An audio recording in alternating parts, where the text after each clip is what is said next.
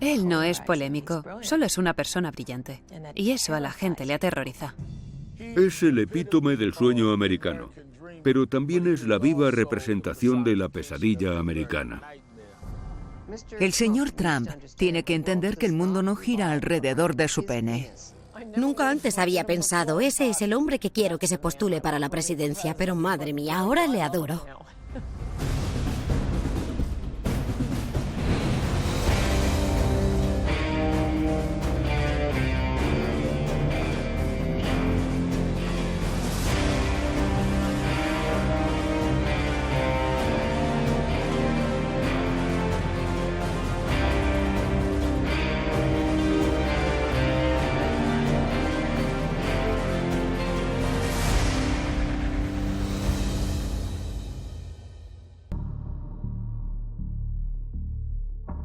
Cuando conocí a Donald Trump, estábamos en sus oficinas en el edificio Trump Tower, y lo primero que hizo fue enseñarme su despacho y me mostró todas las portadas de revistas de él mismo que tenía enmarcadas y colgadas en la pared.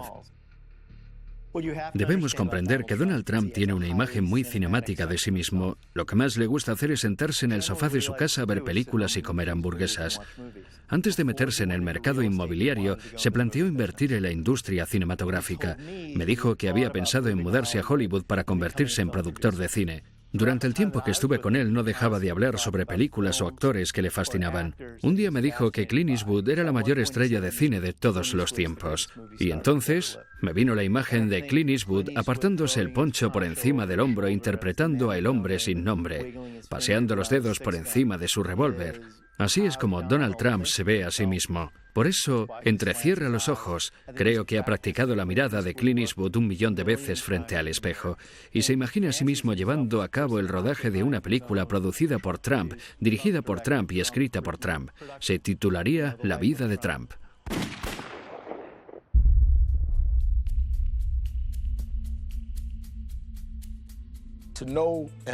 Los que conocen a Trump y están con él se convierten en espectadores de su autoindulgencia.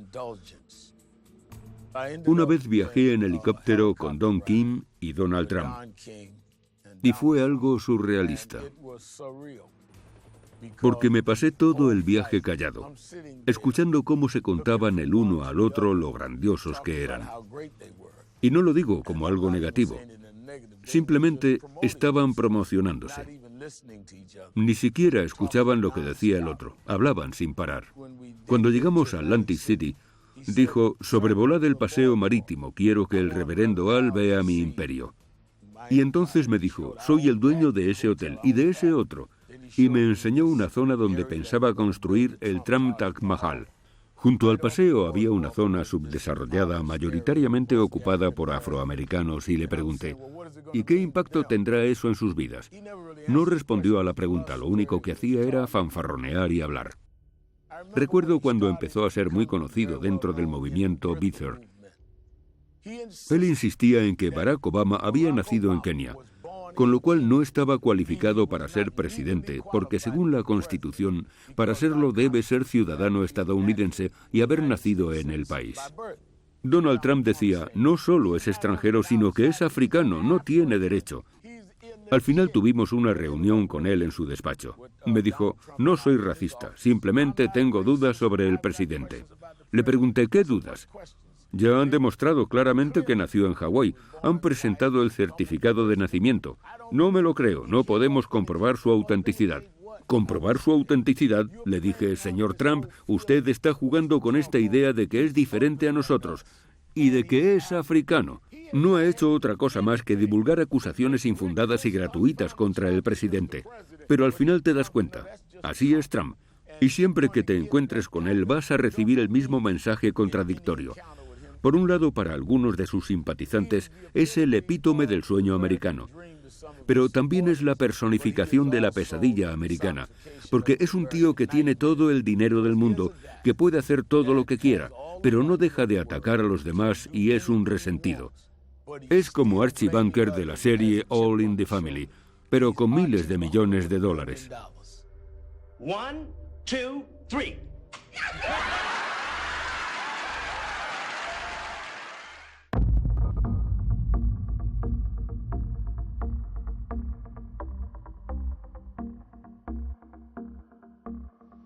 Le conocí porque en las clases de economía realizamos un caso de estudio sobre un libro llamado El arte de la negociación, uno de sus libros más vendidos.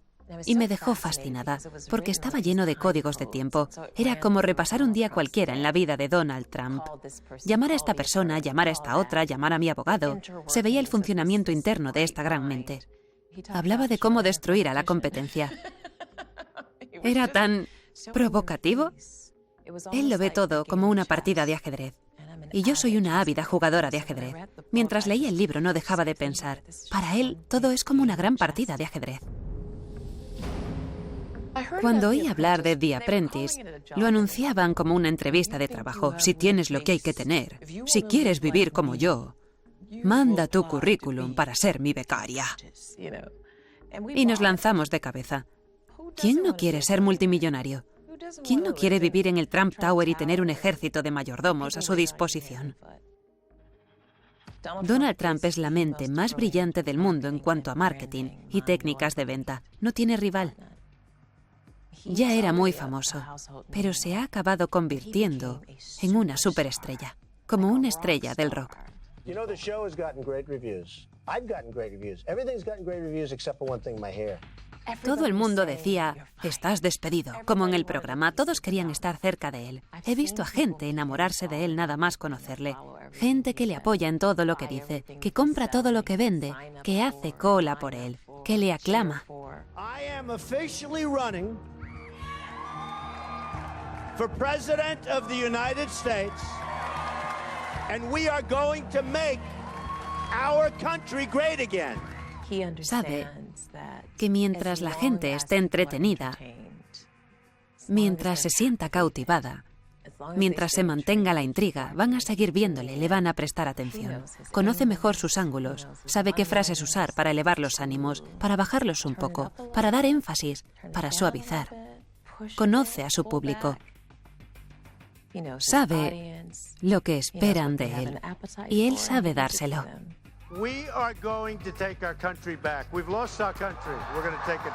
Se ha convertido en un icono cultural.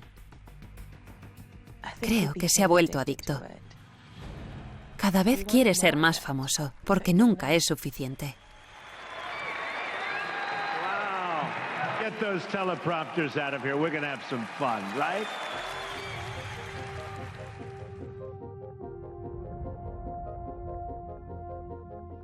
Mira, esta es una de mis posesiones más valiosas. De hecho, la guardo bajo llave. La Academia Militar de Nueva York fue el lugar donde Donald Trump se convirtió en líder por primera vez. Fue la primera vez que estuvo al mando de su propia compañía. En esta página aparezco justo al lado de Donald Trump. Si nos fijamos en esta fotografía del anuario, vemos que tiene una estrella a cada lado del cuello de la chaqueta. Eso es porque era un cadete condecorado.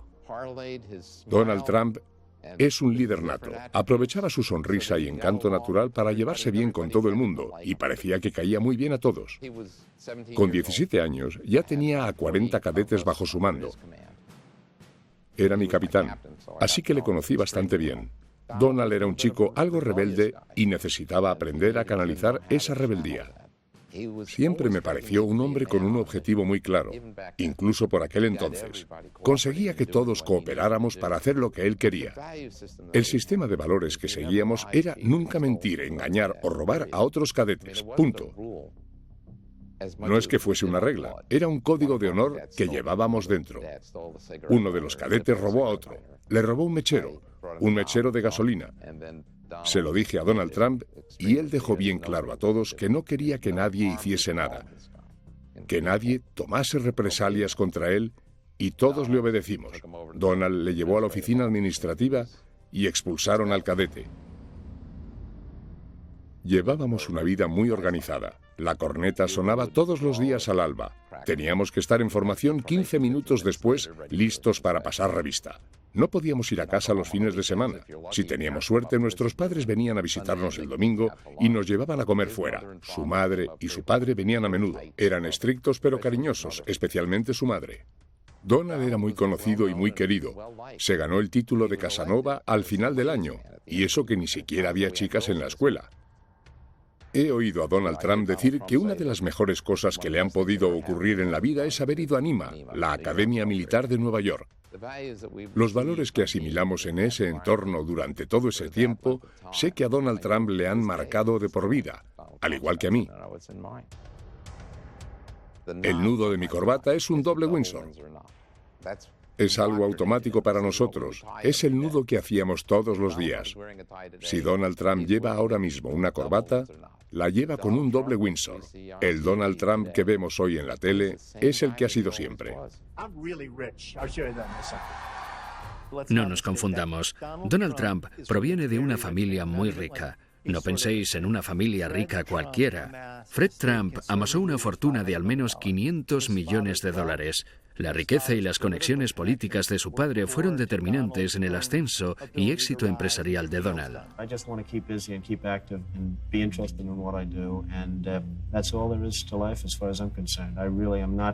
Looking to make tremendous amounts of money. I'm looking to enjoy my life, and if that happens to go with it, that's fabulous.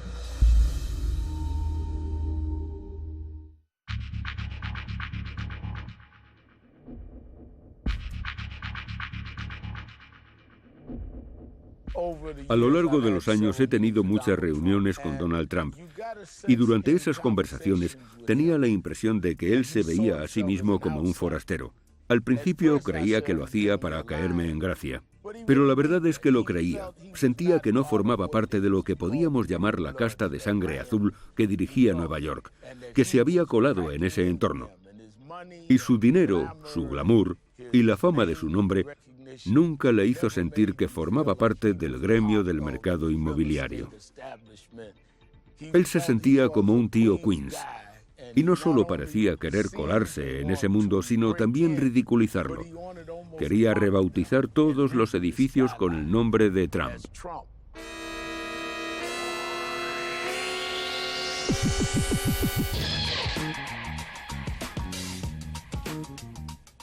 Donald Trump me llamó tocapelotas y estoy muy orgullosa de ello. Soy una auténtica neoyorquina, de los pies a la cabeza, nacida y criada aquí. Las décadas de los años 60 y 70 fueron unos años muy peligrosos, los peores años de la historia de Nueva York. Todos teníamos miedo de ser atracados. Si llevabas anillo de compromiso, le dabas la vuelta o te ponías un guante encima. Incendios, asesinatos, revueltas, violaciones. Donald Trump fue uno de los primeros en aprovecharse de Nueva York cuando estaba de capa caída, aunque de una forma positiva.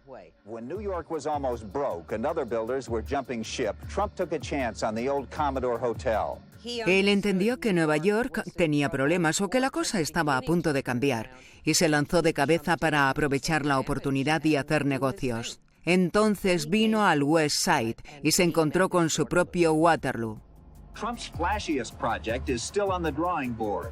He and architect Helmut Jahn want to build a giant complex of offices, apartments, and shops on a 13-block site along the Hudson River.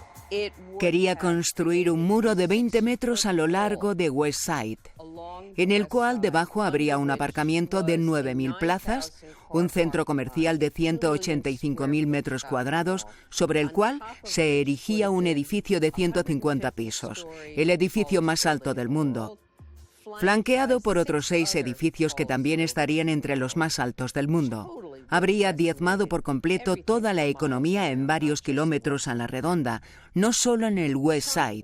Trump era una figura muy influyente en esa época. Pidió al ayuntamiento que hiciese modificaciones en las leyes medioambientales y consiguió ponerlas en marcha. La idea de luchar contra Trump nació en la mesa de mi comedor, que es donde normalmente germinan las luchas populares. Organizábamos protestas, recogidas de firmas. Nos apoyaba Tony Randall, Paul Newman, Bill Moyers, Lauren Bacall. En un momento dado teníamos 7.000 miembros. No nos sentíamos intimidados por él ni anulados por su arrogancia.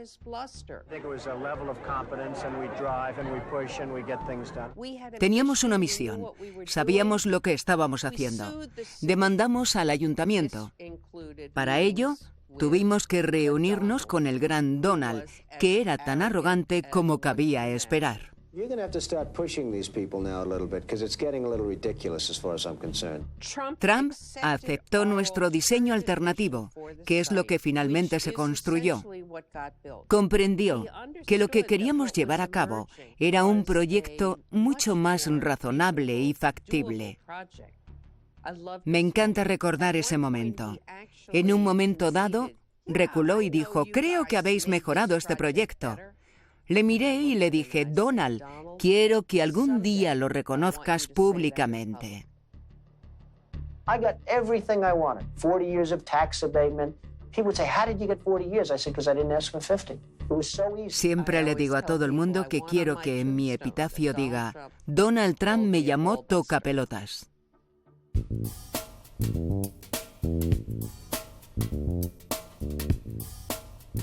A los 21 me aceptaron en la Facultad de Medicina Cornell, así que me asenté en Nueva York, en Manhattan, en 1967, en el llamado East Village.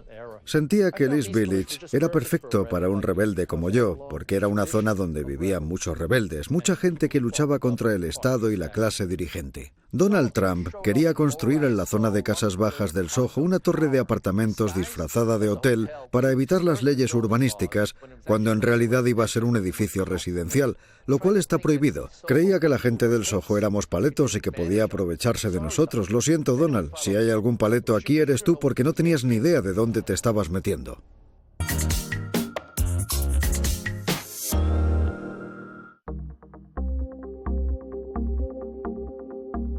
Nadie le impone nada a los vecinos de mi barrio. Nosotros somos los que decidimos qué queremos. Nadie puede decir qué es mejor para nosotros. Inmediatamente pusimos una demanda contra la construcción. Sabíamos que iba a ser un edificio residencial, no un hotel. ¿Quién compra apartamentos a $20,000 el metro cuadrado cuando hay una demanda interpuesta? Nadie, y así fue. Después de un tiempo no había vendido ni uno. De hecho, se inició la ejecución hipotecaria y se subastaron. Así que nos salimos con la nuestra. Queríamos un hotel y eso fue lo que conseguimos. Donald Trump no consiguió lo que quería, se quedó sin su edificio residencial. Solo consiguió quedarse en bancarrota. Trump, haz lo correcto. Sigue las leyes, no eres mejor que nadie.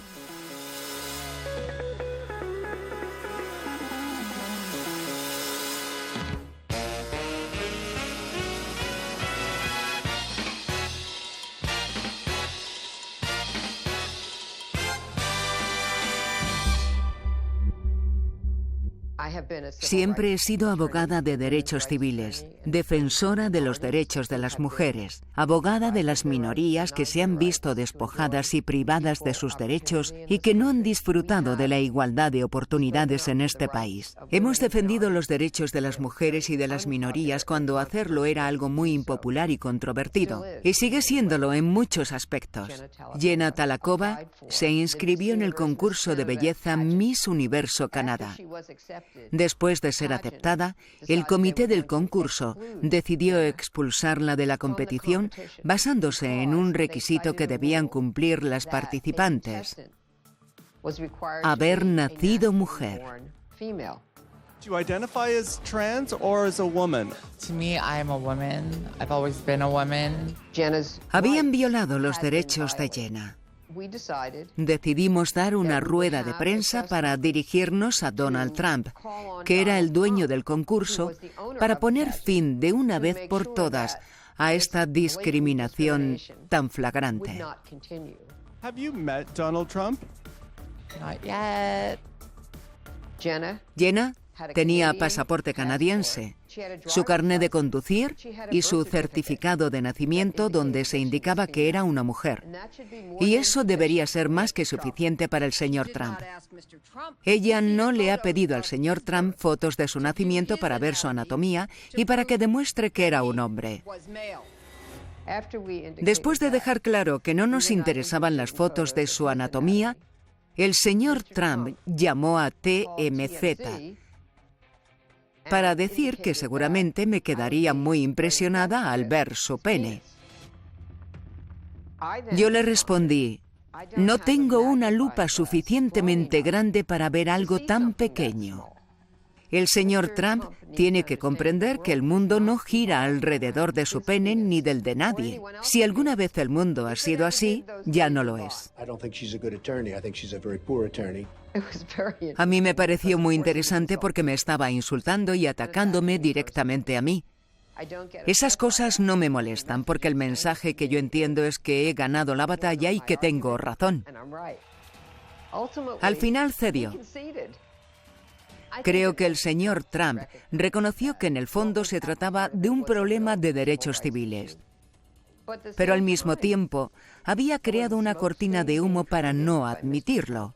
Gloria got involved 2 days afterwards. The decision was already made, so she's obviously just in this for publicity. Had I known she was involved, maybe I wouldn't have made that decision because she's easy to beat. Pero lo irónico de todo esto es que 1 año o 2 después fuimos al canal Fox News y de pronto entró el señor Trump en la sala de espera donde estábamos sentados. Pensé, oh no me ha dado tiempo para preparar a mi cliente. ¿Qué va a decirle? ¿Qué va a hacer? Y se acercó, le presenté a mi cliente y él le dijo, «Tiene usted a la mejor abogada que podría encontrar. No cesa hasta conseguir su objetivo, así que nunca la despida porque no va a encontrar a nadie mejor». Y me sonrió, me estrechó la mano y se fue. Pero por otro lado, su discurso cuando estaba ante las cámaras era muy diferente. A lo mejor el verdadero Donald Trump es una mezcla de esas dos personalidades.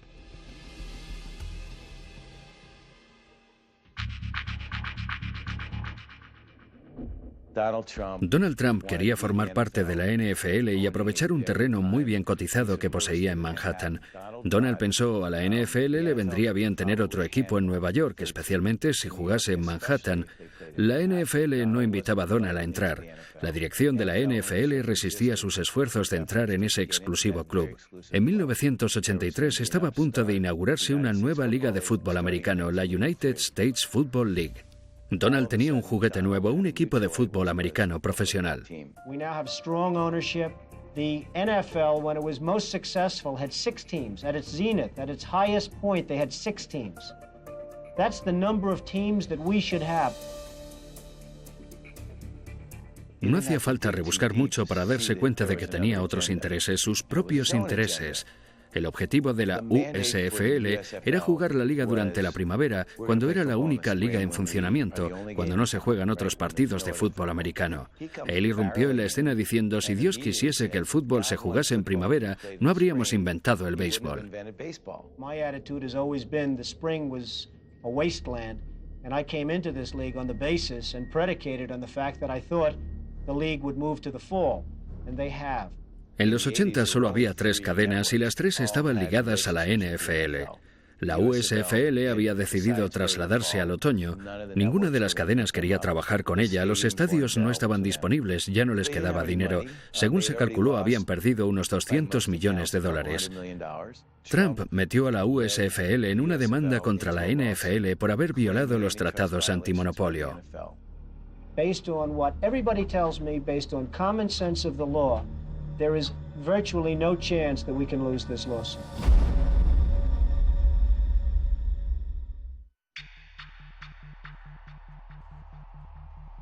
Sin duda la USFL ganó la batalla, pero perdió la guerra. El juez determinó que la NFL había violado las leyes antimonopolio, pero debido a la forma en la que se llevó el caso, consiguieron quedar como los pobres indefensos que tenían que luchar contra un gigante vestido con trajes de $5.000. Donald Trump quedó retratado como un abusón que quería quedarse con todo el pastel. El juez concedió $1 en compensación a la USFL. Como se trataba de un caso antimonopolio, la multa por daño se triplicó, así que se quedó en $3. Fue el final de la liga, ni más ni menos. En 2009, la ESPN lanzó una serie llamada 30 for 30, una serie de documentales pionera. Los ejecutivos de la ESPN me pidieron que dirigiera un episodio y les contesté, bueno, solo me interesa si puedo hacer un episodio que se llame ¿Quién mató a la USFL? Ya sabéis a quién me refiero. Estuve detrás de Donald, pero se me resistió. Tenía un intermediario muy protector. Le mandaba cartas, emails, le llamaba constantemente, pero no obtuve ninguna respuesta. Después me pidieron hacer una entrevista para una serie llamada Sport Business Journal. Curiosamente, mi teléfono sonó al día siguiente y era el intermediario. Me dijo: el señor Trump está listo para recibirle.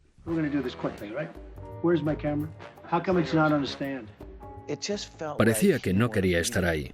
Todo le molestaba. Quería pasar a la siguiente pregunta y se notaba que estaba inquieto. Era como un niño pequeño cumpliendo un castigo. Conseguimos justo lo que queríamos y él se esforzó por defenderse como pudo, pero entonces le di el golpe de gracia. Le enseñé el cheque que el juez le había concedido a la USFL. Quiero que veas esto. Eso le sacaría una sonrisa, ¿no? Pues no. Se acabó. Esa fue la gota que colmó el vaso. Se fue dándome unos golpecitos en el hombro con condescendencia y se marchó de la habitación. Me dijo: espero que entiendas que lo he hecho lo mejor que he podido. Le contesté: bueno, Donald, yo no soy un director de cine y voy a intentar ser todo lo objetivo y justo que me sea posible. Vamos a hacer un estreno por todo lo alto.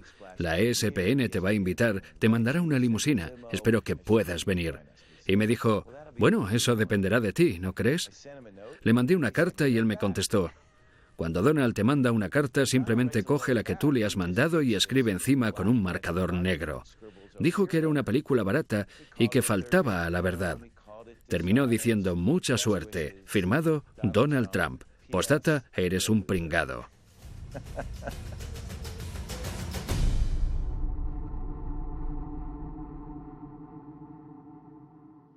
No iba a vivir en una vivienda de protección toda mi vida. Y lo sabía porque mi madre nos permitía soñar, explorar y usar nuestra imaginación. A pesar de toda mi educación, la primera escuela en la que me gradué fue en la de la vida. Aprendí muy pronto que el mundo era duro y que tenía que ser más dura para sobrevivir. Fui a la Casa Blanca nada más terminar el máster y se me presentó la oportunidad de colaborar como voluntaria en la Convención Nacional del Partido Demócrata y de trabajar con una abogada de derechos civiles que se convirtió en mi mentora. Ella me ayudó a entrar en la Casa Blanca y a trabajar para el vicepresidente Al Gore. Después dejé la oficina de Al Gore y empecé a trabajar para Bill Clinton. Esa fue la época más convulsa de la Casa Blanca de los últimos tiempos. Hasta tuvimos una audiencia para la destitución del presidente. Por el amor de Dios, por decirlo de forma suave, acabé harta de la política. Mis compañeros de la Convención Nacional del Partido Demócrata me hablaron de The Apprentice. Ellos también eran muy ambiciosos y me comentaron que había un nuevo programa que Donald Trump iba a hacer con Mark Burney. No se lo dije a nadie, pero pensé: voy a presentarme al concurso. Donald Trump buscaba a alguien que luchase para convertirse en director ejecutivo de su compañía. Quería personas como él. Honestas, provocativas, agresivas. Sabía que mi presentación marcaría el tono de mi relación con Donald Trump y tenía que diferenciarme de los demás. Donald Trump no me intimidaba, pero el proceso sí. No había reglas claras. Se hacía lo que Donald Trump decía.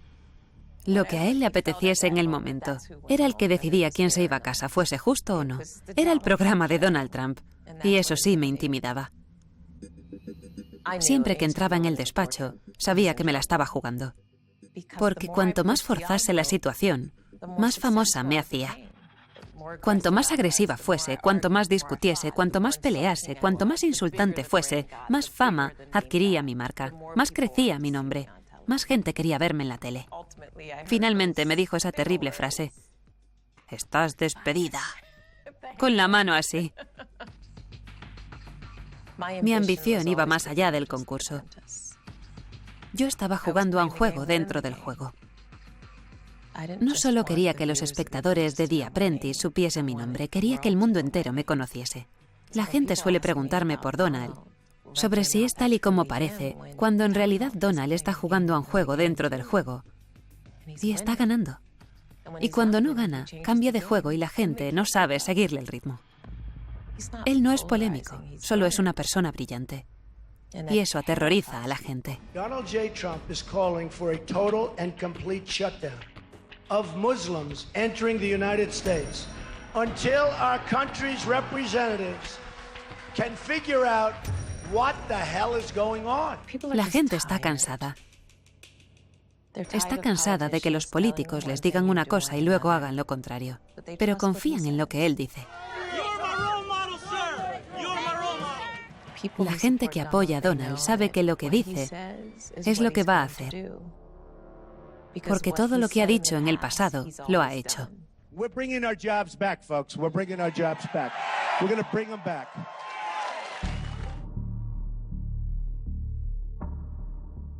Trump es la estrella de carne y hueso que estábamos esperando. Cuando veo a Donald Trump, veo muchas más cosas y a mucha gente le pasa lo mismo. Pero desde que empezó a postularse para la presidencia, le he visto desde un prisma completamente nuevo. No imaginaba que pudiese convertirse en un candidato serio hasta que dio el discurso de los violadores mexicanos. When Mexico sends its people, they're not sending their best. They're not sending you. They're not sending you. They're sending people that have lots of problems, and they're bringing those problems with us. They're bringing drugs, they're bringing crime, they're rapists, and some, I assume, are good people. Eso no formaba parte del discurso que llevaba preparado, eso le salió del corazón. Yo sabía que en cuanto un candidato empezase a anteponer los intereses de Estados Unidos a los de los extranjeros y a los de algunos plutócratas, ascendería meteóricamente en los sondeos. Llevo mucho tiempo rogándoles a los candidatos presidenciales republicanos, literalmente rogándoles, que incluyan el problema de la inmigración, y nunca me han hecho caso. De repente Trump vio una entrevista que me hizo Jorge Ramos e inmediatamente pidió que le llevasen una copia de mi libro Adiós América. El principal tema que trato son las violaciones por parte de mexicanos. 2 semanas más tarde, cuando estaba dando el discurso presentando su candidatura, se salió del guión y empezó a hablar de los delincuentes, traficantes de drogas y violadores que México nos envía. This is hate language. This will incite violence not only against Mexican Americans, Mexicans, but also against migrants. Y cuando una semana más tarde vi que no se había retractado después de todo el escándalo, pensé, aquí está, es el candidato que estaba esperando. It's not about me, it's about you, believe me. This is a movement.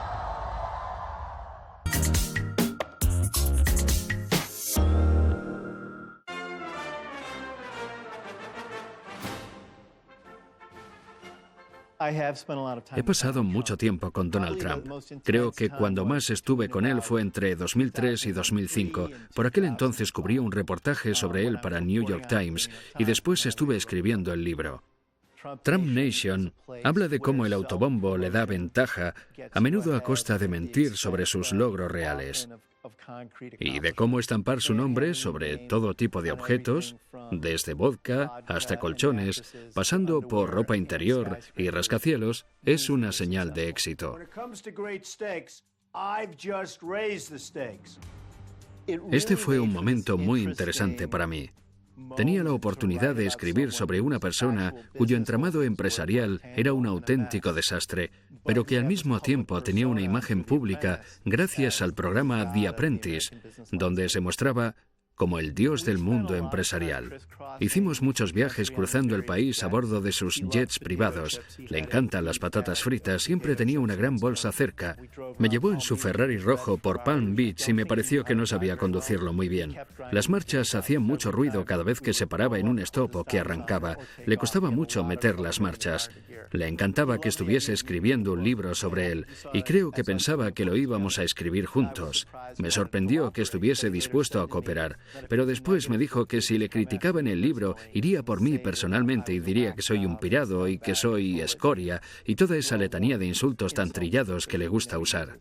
Dan Rather's a loser. Rosie's basically a loser. He's obviously in love with Adolf Hitler in some form. Justo antes de publicar el libro, me pidió que le enviase la portada. Poco después de recibirla, me llamó y me dijo, «Me encanta, parezco Superman. Me encanta». Pero igualmente me demandó. Me demandó. Me puso una demanda por $5.000 millones que creo que es la mayor demanda interpuesta por difamación en la historia de Estados Unidos. Decía que le había hecho un daño irreparable a su reputación y a su solvencia para hacer negocios. Todo se basaba en 3 páginas del libro que se centraban en el valor de su red empresarial, y en ellas hablaba de que él contaba una historia totalmente descabellada y exagerada cuando decía cuánto dinero tenía. I don't want to sound braggadocious, but I'm the biggest developer in the city by far. Es falso, nunca ha sido el mayor constructor de Nueva York desde ningún punto de vista, ni teniendo en cuenta el valor de sus propiedades ni la cantidad de metros cuadrados que posee. Yo estaba dispuesto a llevar a juicio la veracidad de los hechos de mi libro. Creo que él pensaba que mi editorial se iba a echar atrás. Cuando superó el shock inicial de saber que íbamos a litigar con todas nuestras armas contra él, se dio cuenta de que, como me estaba demandando por supuestamente mentir sobre su riqueza, tendría que enseñarnos todos los recibos de sus impuestos y sus libros de cuentas, y evidentemente nunca los había hecho públicos. Durante el juicio presentamos un recuento del valor de su red empresarial elaborado por uno de sus bancos.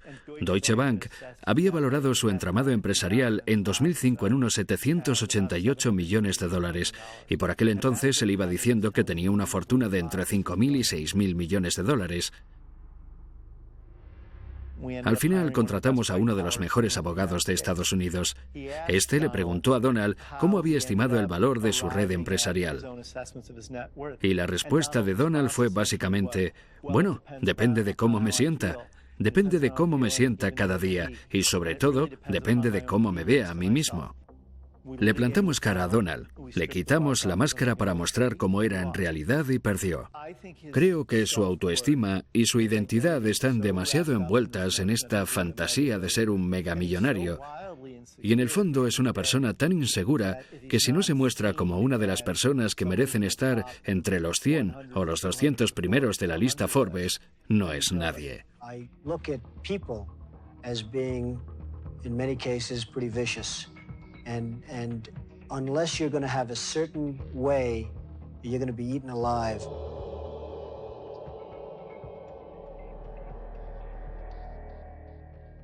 Politicians are supposed to make a lot of promises they don't intend to keep. They're not supposed to tell us what they really mean. I've never seen anything like this Donald Trump before. Nadie, salvo un multimillonario excéntrico que ama a Estados Unidos, podría hacer lo que él está haciendo, porque sus contribuyentes le dirían, no, ese no es nuestro mensaje. Demuestra tener mucho carácter, porque está dispuesto a perder dinero, a perder amigos en su mismo vecindario. No está tomando una decisión muy popular.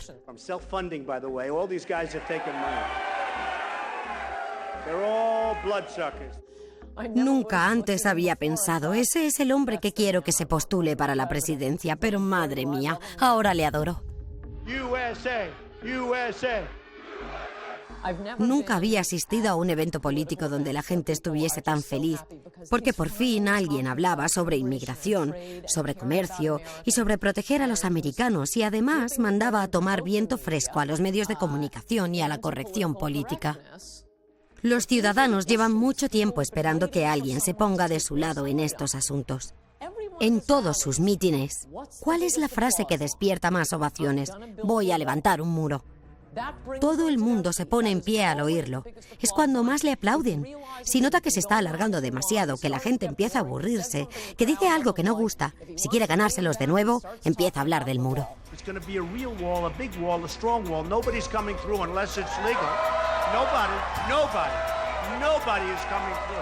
Y los medios de comunicación no quieren hablar de estos temas, simplemente dicen, ¿por qué gusta tanto? No lo entendemos.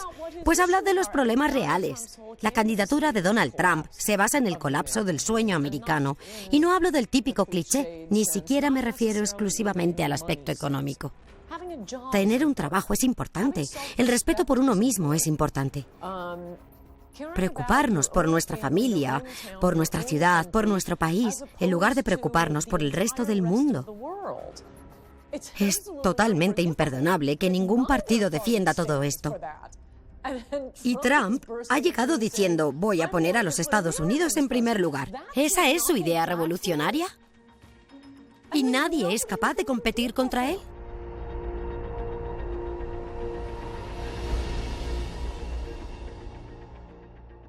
We view this as war.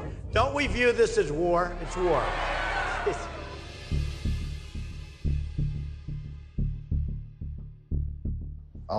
Gran parte del pueblo estadounidense está muy enfadado. No dejan de mandar representantes a Washington para que cambien las cosas, pero nada cambia. Y la cosa va cada vez peor.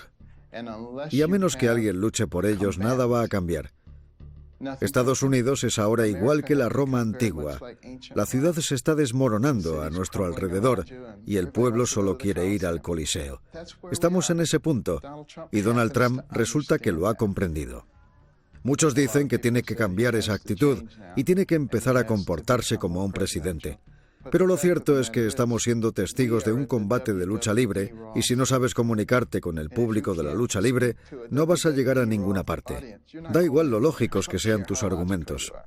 The world laughs at us. They won't be laughing if I'm president. Creo que el objetivo final de Donald Trump, cuando empezó a postularse para presidente, era desarrollar y afianzar influencias políticas y ganar más poder. Y creo que en algún momento, al ver todas esas masas y toda esa gente apoyándole, empezó a pensar, puedo ganar estas elecciones. Pero en el fondo no estoy convencido de que quiera ser presidente. Creo que si un día se despertase y tuviese que dirigir el país, para él sería una auténtica pesadilla, porque ni siquiera sabe dirigir su negocio correctamente. No es un buen director, pero es un promotor excepcional, y no tiene que dirigir nada mientras que sea capaz de seguir jugando con humo y espejos.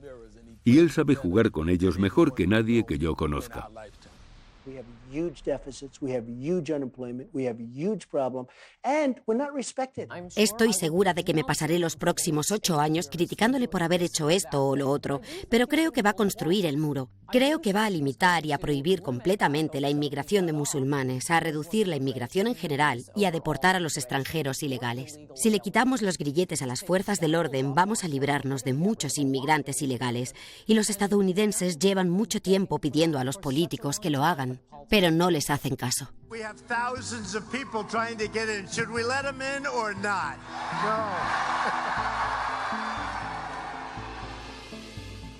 No me importa cuántas propiedades lleven su nombre.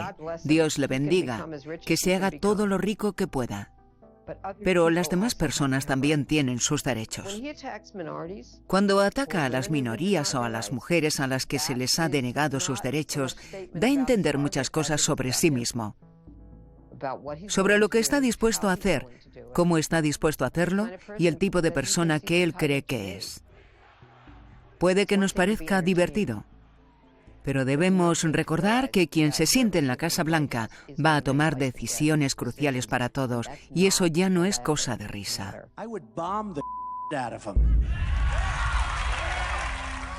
Irónicamente, lo que me asusta de Donald Trump es lo mismo que le asusta al Partido Republicano. ¿Cómo volveremos a controlar todo esto? ¿Hasta cuándo va a durar?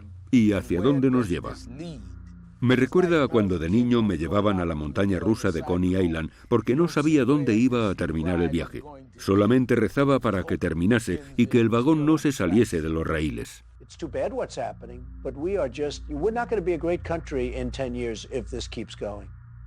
La gente siempre me pregunta, si Donald ganara, ¿te irías con él a trabajar a la Casa Blanca? Y les digo, por supuesto.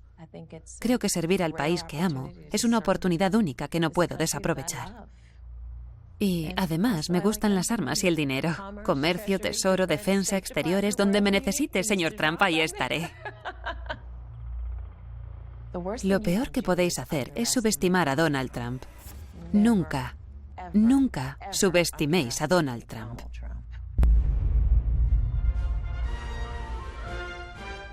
Creo que la Casa Blanca de Trump tendría unos 50 pisos de altura. Estaría pintada de dorado, instalaría luces intermitentes por toda la avenida Pensilvania. El Air Force One estaría incrustado de diamantes. La televisión emitiría más charlas del presidente junto a su chimenea de las que querríamos ver en toda nuestra vida. Aparte de eso, puede ser un buen presidente, pero cualquiera que piense que Donald Trump va a desaparecer está tremendamente equivocado.